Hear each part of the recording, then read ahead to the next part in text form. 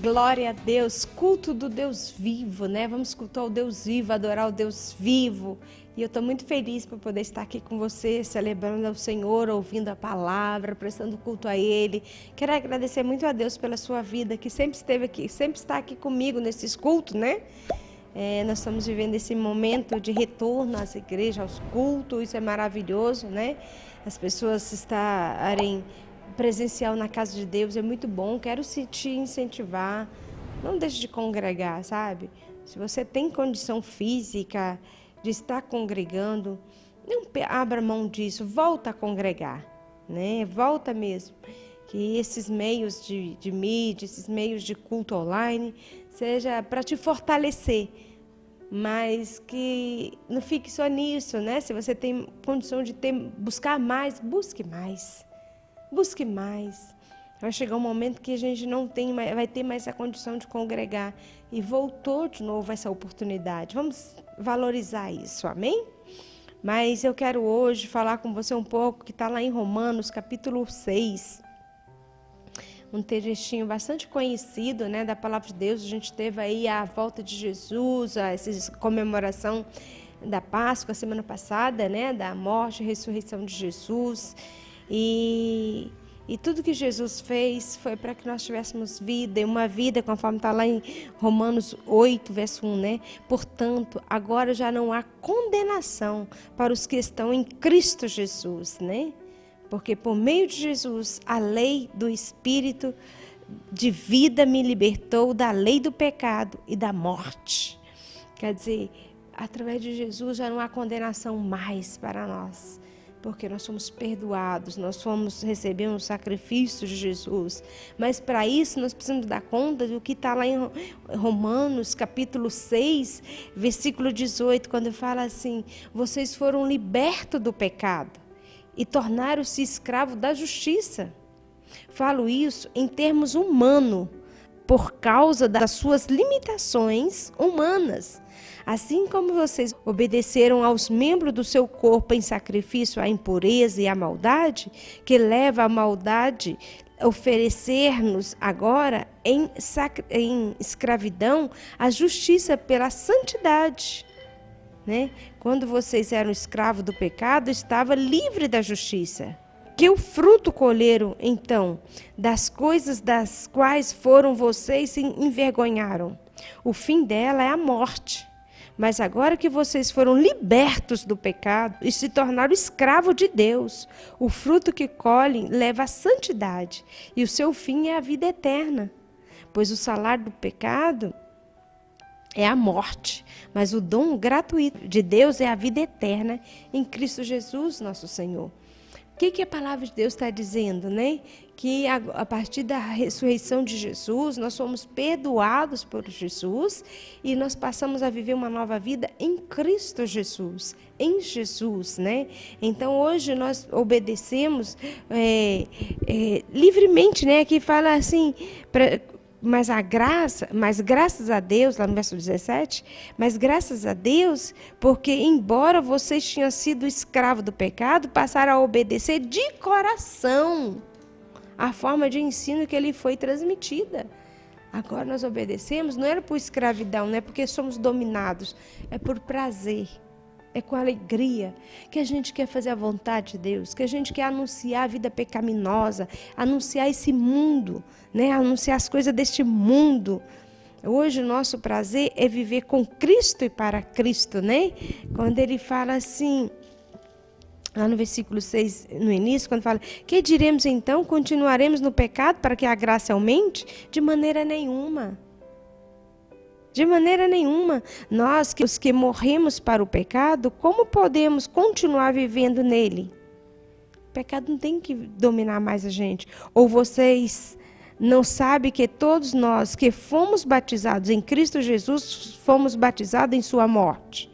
Porque fomos sepultados com ele na morte por meio do batismo, a fim de que, assim como Cristo ressuscitou dos mortos, mediante a glória do Pai, também nós viveremos uma nova vida. Olha a necessidade do batismo. A pessoa que aceita Jesus, o primeiro passo que ela quer tomar é o batismo, né? Que ela quer se sepultar o velho homem para viver uma nova vida em Cristo Jesus. Então, meu querido, nós estamos vivendo após Páscoa, né?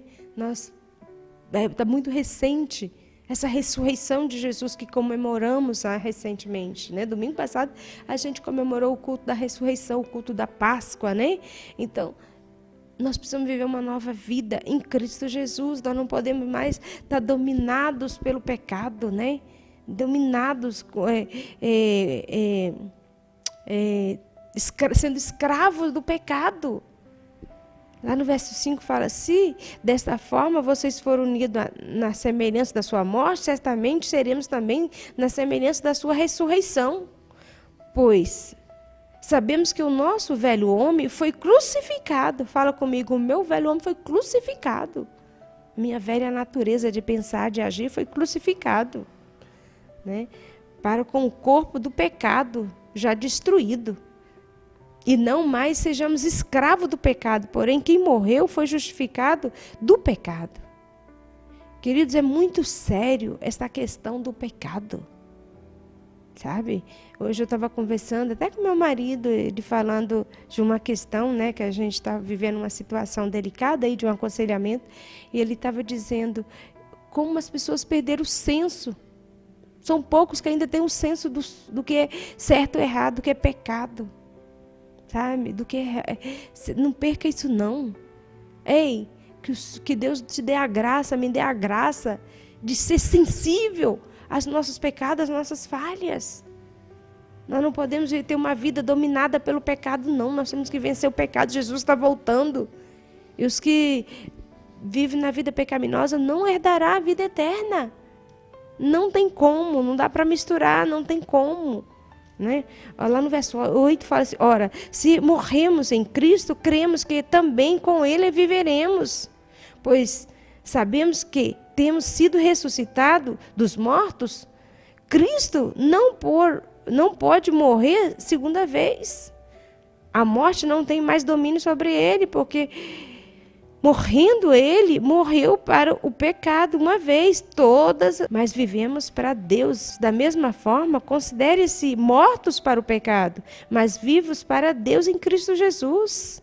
Portanto, não permita que o pecado continue dominando os seus corpos mortais, fazendo com que vocês obedeçam os seus desejos. Não faça dos membros do corpo de vocês ao pecado, como instrumento de injustiça. Antes, ofereça-se a Deus como quem voltou da morte para a vida, e ofereça os membros do corpo de vocês a Ele como instrumento de justiça, pois o pecado não o dominará, porque vocês não estão debaixo da lei, mas debaixo da graça. É muito sério, queridos, essa questão da graça, né? Porque realmente nós somos salvos pela graça. Nós somos perdoados pela graça, nós somos alcançados pela graça. Mas a graça que foi paga do sangue de Jesus requer de nós uma nova vida. Requer de nós, literalmente, sermos dominados pela santidade, sermos dominados pelas coisas de Deus. Thaleson, gosto muito da música dele, né? Ele tem aquela música que diz: todo dia o pecado vem, todo dia o pecado chama, né? E eu digo: não. Você vai ter que dizer todo dia. Tem os alcoólicos anônimos, né? Eles vencem um dia de cada vez. Queridos, e essa tem que ser a sua luta. Se você quer herdar a vida eterna, a vida em Cristo Jesus, você tem que lutar todo dia. Em primeiro lugar, você não pode perder o seu senso do que é certo e o que é errado. Que Deus criou, deu ao homem ao criar ele. E a gente tem que viver uma vida justa diante de Deus. Vamos lutar por isso. Vamos buscar isso. Deus tem falado muito ao meu coração sobre a volta dele, que não está longe. E estamos vivendo num mundo que jaz no maligno. As coisas erradas que estão certas hoje. Né? É mentir, é roubar, é dar um jeitinho errado. As coisas erradas que a Bíblia condena é que é o certo. Né? As pessoas não têm mais palavra. Né? Não honram um casamento, uma aliança. Não honram um matrimônio. Não honram a família que Deus instituiu. Por quê? Hoje eu estava almoçando com um casal e eles dizendo, né? Enquanto as pessoas são casadas, elas vão para a igreja com seus filhos, com a sua esposa, mas depois, quando separam, eles vão para o barzinho, eles vão para redes sociais, para a idolatria também do corpo, né? Aquela idolatria do corpo, idolatria da prostituição. Ei, tudo aqui na vida, tudo nesta vida, é uma questão de decisão, de escolha. E as suas escolhas te levam a consequências para sempre. Ontem nós estávamos atendendo um homem muito intelectual, né? Um homem assim, foi ministro por muitos anos da economia, um homem muito inteligente, uma pessoa de uma cultura muito grande. E ontem ele disse para nós, ele contando uma situação, ele disse, está querendo desenvolver um tema, né? Se você quer, como é que é? Se você quer ser feliz por um instante, vinga-se. Mas se você quer viver para ser feliz para sempre, perdoa. E é verdade, sabe? Por um instante você pode vingar, que você é feliz por aquele instante. Mas se você quiser ter uma vida de felicidade, se você perdoa. E nós precisamos aprender a perdoar, né? Nós precisamos aprender a viver uma vida de ensinamento conforme na palavra de Deus. Eu amo o Salmo 51, quando Davi disse, o meu pecado não sai diante de mim. Né? Ele chorava, ele clamava, ele buscava o arrependimento. E nós estamos vivendo uma sociedade que as pessoas não estão nem aí para os seus pecados, se afunda cada dia mais, já estão de cabeça lá no fundo e cada dia fuça mais, né? Cava mais o seu buraco de treva. Deus, pela sua rica misericórdia e graça, Ele está dizendo para nós, você não tem que obedecer mais o pecado, você é livre, está liberta do pecado, mas agora você tem que ser escravo das coisas de Deus, você tem que querer a casa de Deus, você tem que querer a palavra, você tem que querer a oração, o jejum, a consagração e uma vida reta, justa, uma família equilibrada, que o seu lar, que o seu matrimônio seja santo. Né? Que haja fidelidade, que haja amor pelos seus filhos.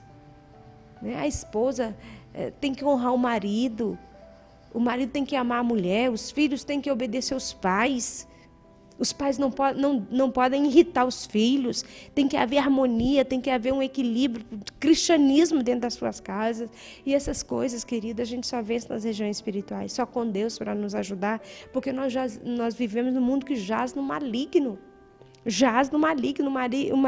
o maligno trabalha dia e noite, e mais do que nunca, porque ele sabe que seus dias faltam um pouco, né? São poucos sobre a terra. Então não vamos brincar com o pecado. Cuidado com o pecado, cuidado, porque você pode estar indo para o inferno e achando que está indo para o céu. Não se engana, tá bom? Deus está dizendo para nós muito claro na sua palavra, muito, muito claro, né? Hoje pela manhã, Deus falou muito ao meu coração sobre essa questão da gente lutar contra o pecado. É luta mesmo, é luta. E sabe qual que vai vencer? Não é a sua vida pecaminosa, a sua vida em santidade? É aquele que você mais alimentar. Aquele que estiver mais forte dentro de você é o que vai vencer. Então, vença com a vida santa com Deus, né? Essa luta contra o pecado tem que ser todo dia, toda hora. Amém? E que Deus nos abençoe com uma vida santa, reta, justa nos seus caminhos. E eu quero orar por você agora. Deus, eu não sei se meu irmão, minha irmã tem consciência dos seus pecados. Mas agora, Pai, eu peço ao Senhor, tira da nossa mente, do nosso entendimento, a cegueira. Nos ajuda a ter consciência, Pai, do que estamos fazendo das nossas vidas. E, Pai, tem misericórdia, nos ajuda a vencer os nossos pecados.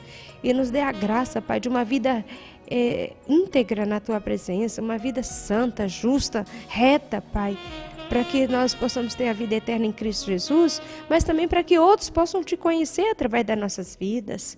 Pai, tem misericórdia, perdoa os nossos pecados, ó Deus.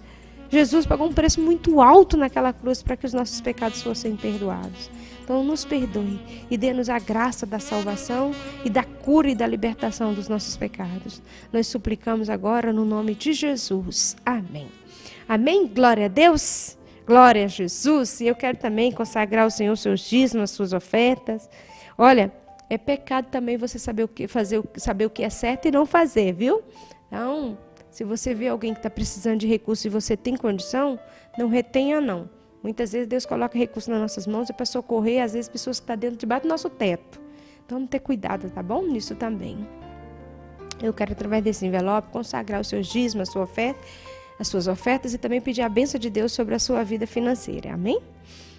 Deus, em nome de Jesus, eu quero te agradecer, Pai, pelos dízimos, oferta do teu povo a exaltar esta casa, esse ministério. Pai, muito obrigado pela fidelidade do teu povo para com essa igreja. E abençoa os seus recursos, Pai. Multiplica as suas rendas.